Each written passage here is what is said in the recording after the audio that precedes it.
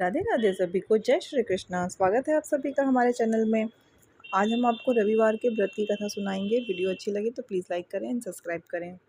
प्राचीन काल में एक नगर में एक वृद्ध रहती थी। उनका नियम था कि वह हर रविवार घर आंगन गोबर से लीप कर भोजन तैयार करती और सूर्यदेव को भोग लगाकर ही भोजन करती थी। ऐसा व्रत करने से उनका घर अनेक प्रकार के धन धान्य से पूर्ण था। श्री हरि की कृपा से घर में किसी प्रकार का विघ्न या दुख नहीं था। सब प्रकार से घर में आनंद रहता था। इस तरह कुछ दिन बीत जाने पर उनकी एक पड़ोसन, जिसकी गौ का गोबर वह वृद्धा लाया करती थी, विचार करने लगी कि यह वृद्धा सर्वदा मेरी गौ का गोबर ले जाती है, इसलिए अपनी गौ को घर के भीतर बांधने लग गई। वृद्धा को गोबर ना मिलने से रविवार के दिन वह घर को ना लीप सकी, इसलिए उसने ना तो भोजन बनाया, न भगवान को भोग लगाया तथा स्वयं भी उसने भोजन नहीं किया। इस प्रकार उसने निराहार व्रत किया। रात्रि हो गई और वह भूखी ही सो गई। रात्रि में भगवान ने उसे स्वप्न दिया और भोजन न बनाने तथा लगाने का कारण पूछा। वृद्धा ने गोबर न मिलने का कारण सुनाया।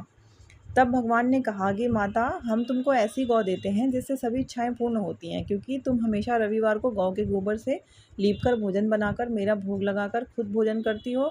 इससे मैं खुश होकर तुमको वरदान देता हूँ। निर्धन को धन और बांझ स्त्रियों को पुत्र देकर दुखों को दूर करता हूँ तथा अंत समय में मोक्ष देता हूँ। स्वप्न में ऐसा वरदान देकर भगवान तो अंतर ध्यान हो गए और वृद्धा की आंख खुली तो वह देखती है कि आंगन में एक अति सुंदर गौ और बछड़ा बंधे हुए हैं।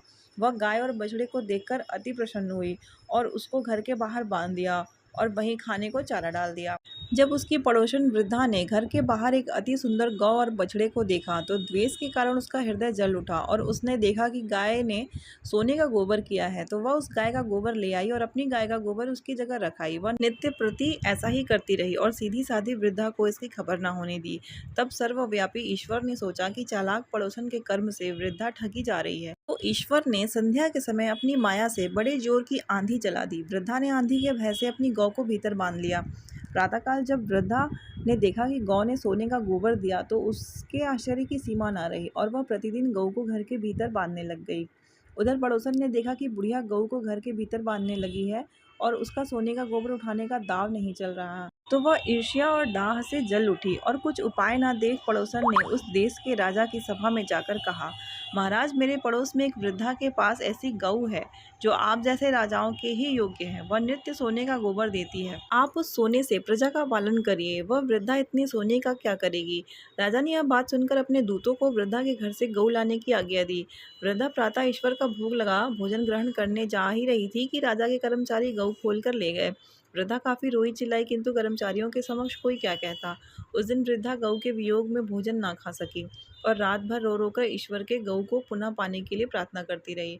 उधर राजा गऊ को देखकर बहुत प्रसन्न हुए, लेकिन सुबह जैसे ही उठा सारा महल गोबर से भरा दिखाई देने लगा।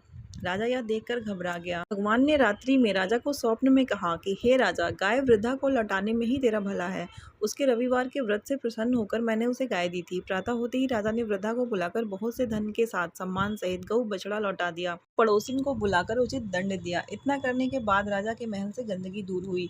उसी दिन राजा ने नगरवासियों को आदेश दिया कि राज्य के तथा अपनी समस्त मनोकामनाओं की पूर्ति के लिए रविवार का व्रत रखा करो। व्रत करने से नगर के लोग सुखी जीवन व्यतीत करने लगे। कोई भी बीमारी, प्रकृति का प्रकोप उस नगर पर नहीं होता था। सारी प्रजा सुख से रहने लगी।